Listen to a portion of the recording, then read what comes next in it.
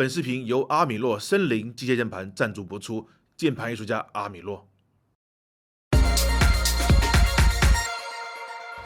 各位好，欢迎来到盖壳新闻。闲暇时光和好朋友们一起打打游戏、开开黑，已经是现代年轻人放松心情的主要方式。在游戏过程中，既能卸下生活中的压力，又能与好友增进感情，这何乐而不为呢？但是今天的主角小陈，他却不那么认为。小陈和大强是一对多年的好友，但是自从他们一起开始联网游戏后，情况发生了改变。这种事情也不是第一次发生啊。他家网络很差吗？他家网络一直挺好的，就是不知道为什么一打游戏就……据记者了解，小陈和大强此前都是使用家用游戏主机玩游戏，而大强在游戏过程中屡次出现掉线的情况，久而久之，小陈便不再跟他联机。为此，大强还专门向小陈提出过保证。他之前跟我保证过了啦，绝对不会再掉线。你看，他也写过保证书。有尝试过和他沟通吗？是联系不上了嘛？为此，记者尝试联系警方协助解决此事。查水表。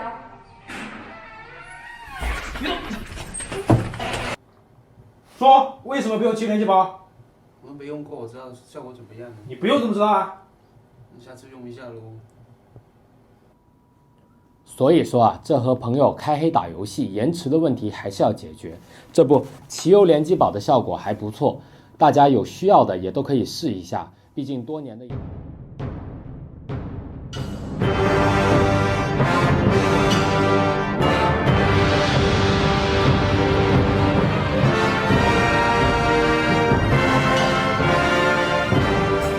全宇宙的华人玩家，你们好，我是聂俊。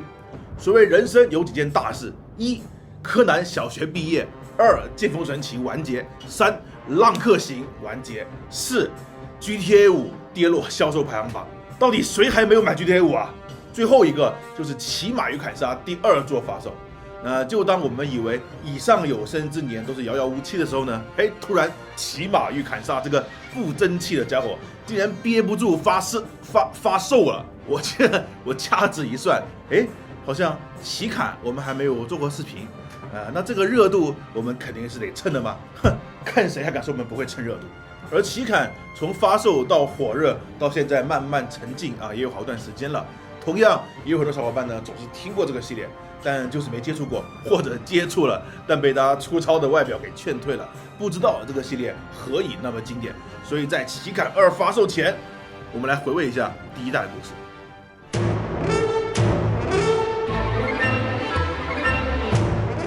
骑马与砍杀第一次出现是在2004年，那时候名字还叫 War Rider， 当时国内几乎没人玩。05年之后，那时我在游侠论坛当版主，有人在论坛里发了这个游戏我也下载来试试。我记得那时候游戏的版本号只有 0.2 几而已，这在当时并不流行 EA 版的时代，这个版本号基本意味着这根本不算是个游戏，就是个小程序而已。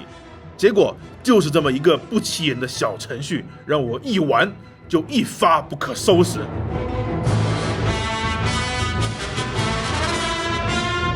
对吧？正常来说，剧情应该是这样的发展的，才不是嘞！当初我只玩了半小时就从硬盘里删除了，没有卸载程序，直接删除文件夹，删除时还按着 Shift， 连过一下回收站都嫌弃。没办法，当时这游戏实在太简陋了。要知道2005年是已经有了《细胞分裂3》这种画面的作品，我从来不是画面党，画质差可以，但你不要丑啊！早期的骑砍那画质已经不能用差来形容了，简直就是错把风油精当眼药水了。一开始游戏就是山寨感满满的界面，也不知道这里画个门是几个意思。技能倒是有很多选择，有点辐射的感觉。然后想不到还能捏脸但是拜托，这比老滚还丑的脸，捏脸有意义吗？正式进游戏，一看这场景，看着人物建模，好嘛，这是练习时长2周半的 3D 练习生吧？那时候我学习 3D 建模都已经有2年半了然后呢？动作生硬，操作别扭，我还不知道干什么。没有剧情，没有国家，只有一个竞技场，野外刷点强盗，整个游戏就不知道在玩什么了。后来得知是土耳其2夫妇在工作之余完成的，那时候还没有独立游戏的概念，所以他们这么做纯粹只是为了想做游戏。2人都是写代码的，美术是丈夫临时抱佛脚的，好吧，确实是2周半的练习生啊，我可以理解但我不能接受。奇坎虽然2代还没有发售，但是1代其实画面一直在慢慢改进，所以你们现在玩到的画面已经好了很多了。这是早期版本，这是现在的版本。总之，当初名为 War Rider 的游戏，我相信大部分人是玩不下去的。卡巴斯基没有把它当成病毒发出杀猪声就很不错了。但就像当初恶魔之魂一样，是金子总会花光，总有一帮人不知道是以什么样的动力坚持玩下去，然后慢慢品味出了这粗糙的粗粮中有着独特的风味，真香。总之，他并没有糟糕的一败涂地。夫妻俩从一小波品出乐趣的制止者形成的社区里收获了支持和自信，他们决心辞去工作，全身心投入游戏的开发，不做别人打工仔了，做自己世界的神。建立了工作室 TerraWars， 并把 War Rider 这个很有气势的名字换成了一个土味十足的名字 Mountain Blade。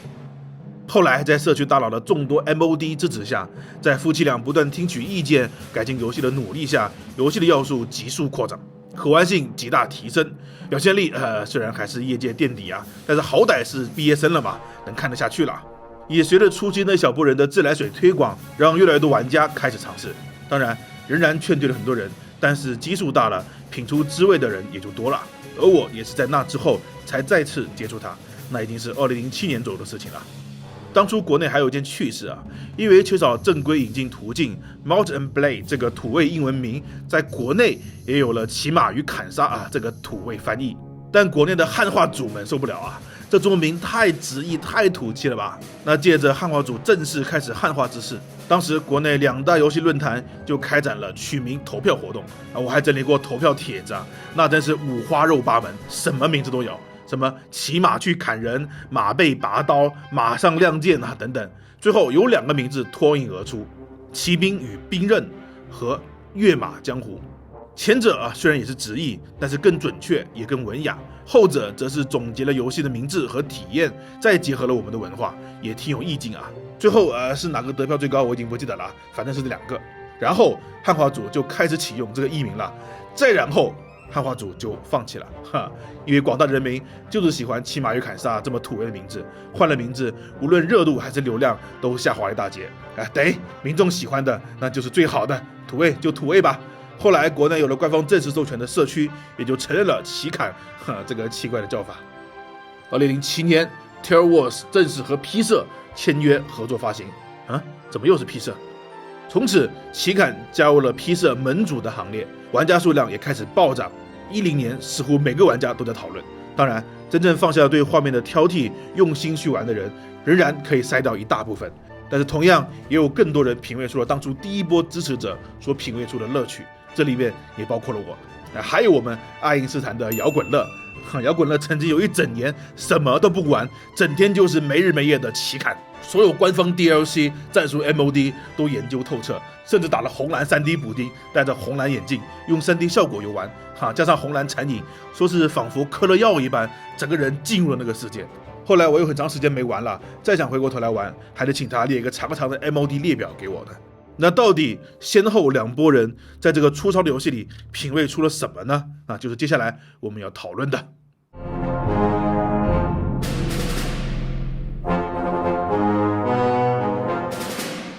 奇坎和魂系一样，都创造了游戏的新类型，这个类型现在我们叫做奇坎类。但奇坎比魂系更有趣的一点是，魂系只诞生了类魂游戏，而奇坎却影响了好几种类型的游戏。这一方面是因为奇坎融合了很多元素，另一方面则比较搞笑我觉得是因为夫妇俩没有开发游戏的经验，很多专业团队会规避的那些不好的东西，会打磨的那些粗糙的地方，这2夫妻没有概念，没规避也没打磨，直接丢出来。结果呢，这些硌嘴的地方反而另有乐趣，所以我才说它是别具风味的粗粮嘛。而这些独特的乐趣就分门别类的被其他游戏或者组合或者单独的给借鉴了过去，这些我们会在提到该系统的时候盘点下。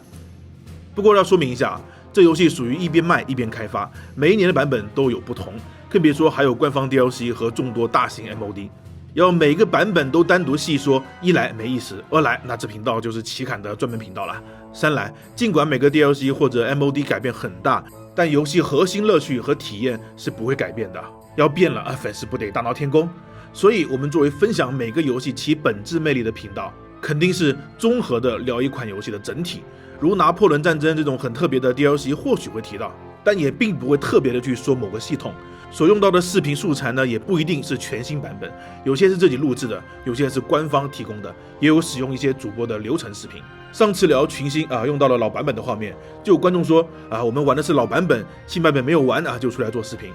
其实老版本的视频并不是自己录制的，而且虽然 DLC 会让玩法大不相同，但是只要不像老滚那种把游戏变成 Gal Game 的 mode 只要是官方的 DLC， 就算再怎么变了一款游戏，作品的核心体验是不会变的，不然玩家就不买账了所以我们品味的是整个作品，既要照顾不同版本玩家的情感，也要为没接触过的观众考虑对没玩过的观众来说，听我们细数每个版本的变化那是非常无聊且没意义的。我们的宗旨是带没有接触的玩家去了解某作品的魅力，带老玩家去回味美好的时光，肯定没有专门做某个游戏的视频来的事无巨细，所以也没有必要抓着不同版本的区别来考核了。好，成功后的奇坎的系统有什么特点呢？首先，它是当时少有的结合了动作、战略、经营和策略的游戏。玩家要控制自己的角色征战沙场，没刀没剑都要自己挥砍，但在以追尾视角控制个人的同时，也要排兵布阵，要纵观大局，决胜千里。如无双类等战场动作游戏，虽然敌我人数众多，但真正起作用的只有玩家自己。即使己方的小兵都关闭了，也一样寸步不让。己方小兵也就是背景板而已。而战略游戏呢，如全面战争，虽能排兵布阵，发挥每一个士兵的战斗力，但自己没有亲临战场的沉浸感。而奇坎是当时的第一款既能在酒吧个人1对1斗殴，也能参加城镇5对5竞技比赛。我相信很多人一开始光在竞技场就逗留很长时间但同时也能带着千军万马在战场上两军对冲，或者围攻对方城堡强行攻城。而这些依然是以追尾视角来呈现的，并不会出现上帝视角和方便的 UI， 而且是真的千军万马，士兵数量的上限只会被电脑性能所限制，并且除了身份地位不同，玩家和士兵完全一样，都是普通人类，甚至很多兵种玩家自己都打不过，想无双割草，对不起，做梦去吧。这种扮演个体的动作类型和大规模的战略类型结合的游戏，在奇坎之前也不是没有，但都没有成气候。我记得曾经有一个叫野蛮人的联网游戏，是即时战略，如帝国时代那样给每个单位下命令，但每个单位也都是玩家需要自己下战场厮杀。这在当时也算创新，但是很可惜开发到一半不了了之。而奇坎的战场规模更大，战斗也更真实，这让当时的玩家有着巨大的新鲜感试想一下，自己带着一队骑兵，穿着整齐划一的铠甲，发出冲锋的号角，自己一骑当先带头冲锋，在和敌人接触的一瞬间手起刀落，带头的敌人脑瓜滚将了下来。这种既有调兵遣将的大局，也有个人力拔山河的战斗，不就是幻想着战争的大男孩们的兴奋点吗？在不断吸收战术 MOD 加官方的改进下，虽然没有方便的 UI 和鼠标，但游戏的指令也基本能呈现各种战术，这是奇坎让人沉迷的最大卖点。这个卖点就被不少游戏借鉴比如中世纪战场游戏 Mortal 和 Chivalry， 甚至还有一个叫少女文明的游戏，这什么鬼？这确定不是哪个游戏的 MOD 吗？而奇坎在当时还不止如此它还有比战略更高的层面，策略和经营。游戏里有国家派别之分，有城市、村庄等地点，每个城市、村庄都有实实在在的平民、贵族、城主、国王等等，城主、国王还都有养儿育女他们之间的关系也确实如十字军之王一样错综复杂。玩家通过努力可以拥有自己的城市，也可以加入贵族间复杂糜烂的关系网，需要经营自己的城市，管理自己的部队。然而依然没有方便的 UI 界面，依然以个人为视角。内容虽然没有正儿八经的经营游戏丰富但贵在真实反正现实的领袖也不可能什么事都事必躬亲嘛，说不定比奇坎里的都没事做而大地图上的行军则让奇坎像一个策略游戏，也具有极高的自由度，是抢劫农民、追杀强盗、洗劫村庄，还是劫杀军队、被敌军追杀、战个全军覆灭总有多姿多彩的事可以做。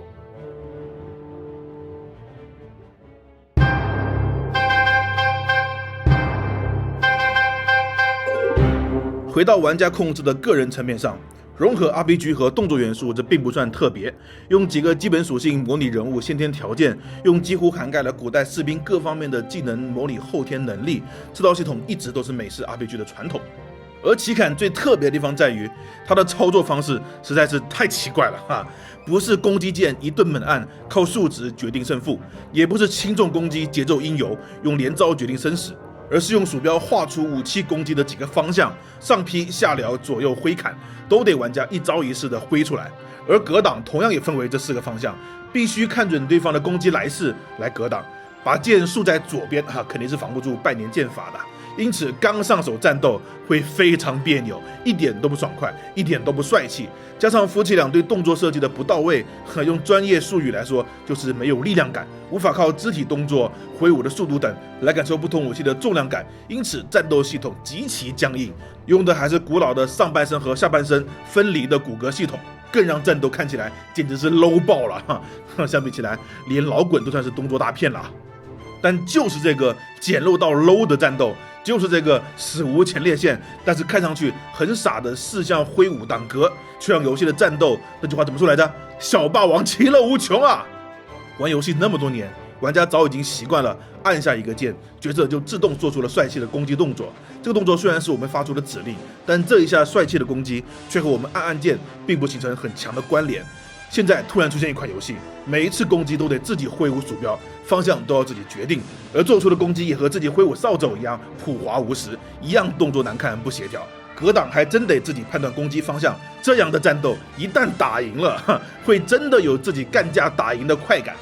他把角色动作和玩家操作进行了强关联。角色数值虽然有强弱的体现，但也就1-2刀的事情，主要还是操作。所以很多新手玩家要么根本无法上手，要么一旦上手了，就会花大把时间在竞技场里玩耍因为都不用做任务了，光是和别人斗殴就乐趣无穷。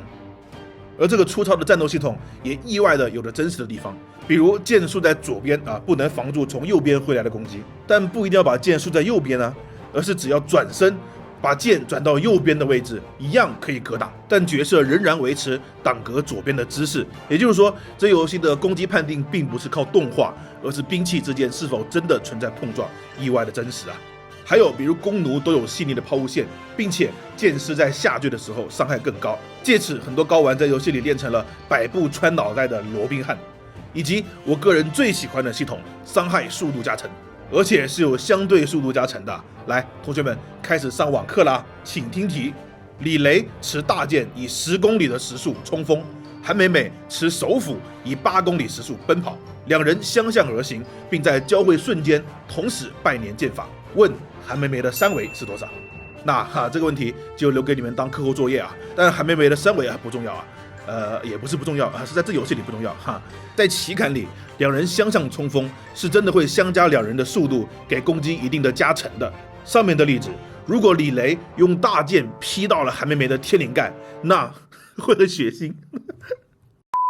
那大剑的伤害还要加上时速8公里的加成，实际伤害会比站在原地挥剑要大不少。当然，如果一个向前一个向后退，速度一加一减抵消了也就没有加持了，非常科学对吧？但是这些依然不重要，真正重要的是这游戏叫什么来着？骑马与砍杀呀！骑着马砍人才是最正确的使用方式。来，把我的马字牵过来。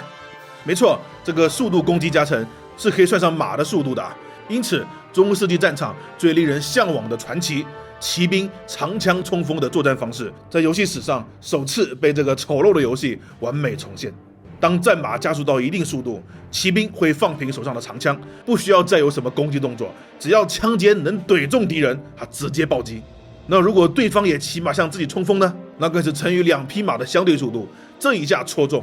管他等级再高，装甲再厚，通通下马。就算举着盾，也照样把盾戳爆，名副其实的破盾。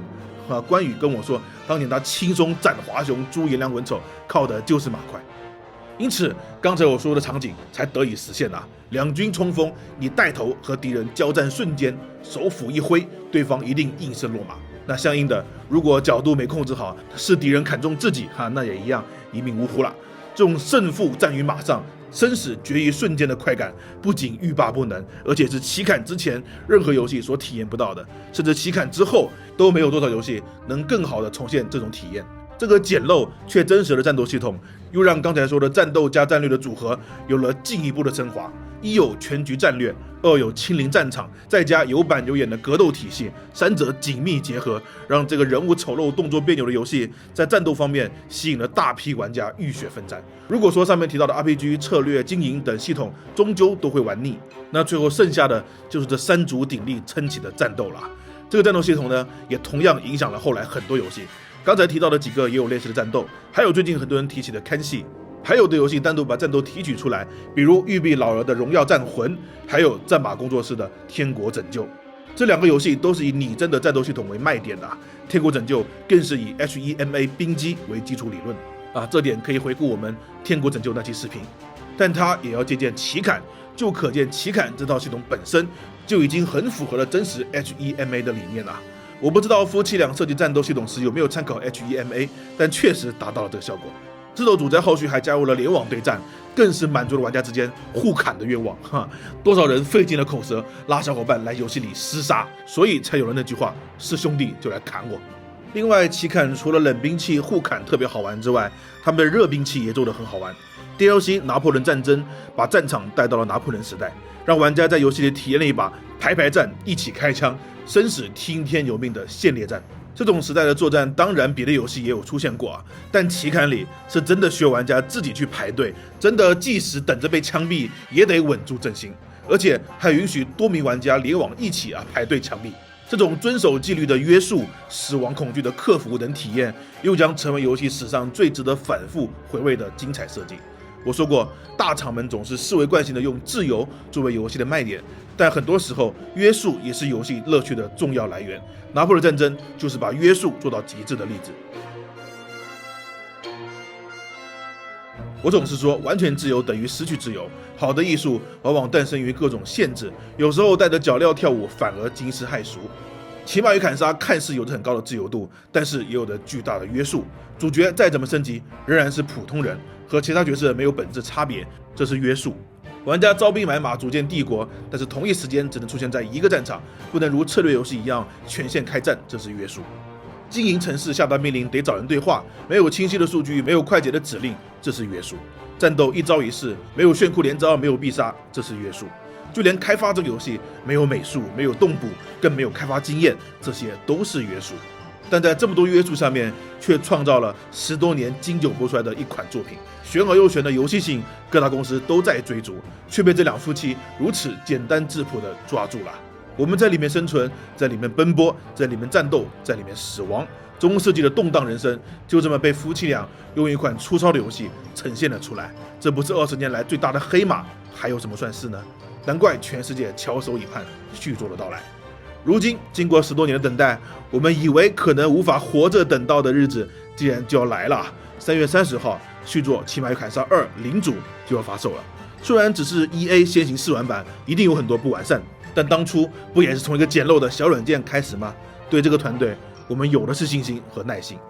有趣的是，我们的小伙伴摇滚乐为第一代那么疯狂，而第2代的发售日刚好就是他的生日，他的期待喜悦无以言表啊！就好像我极其热衷巫师系列，并且 Gameker 是因巫师3为契机而创立的，结果赛博朋克2077跳票后的发售日刚好也是我的生日。这虽然都是凑巧但游戏艺术就是哪怕这一点凑巧都能让人幸福无比的东西。我的游戏，我是主角，在我的游戏世界里，这就不是巧合。所以让我们一起等待奇坎2，是兄弟就来砍我吧。Gameker 云通在，我是聂俊，下一期我们聊一款天下第一的无双游戏。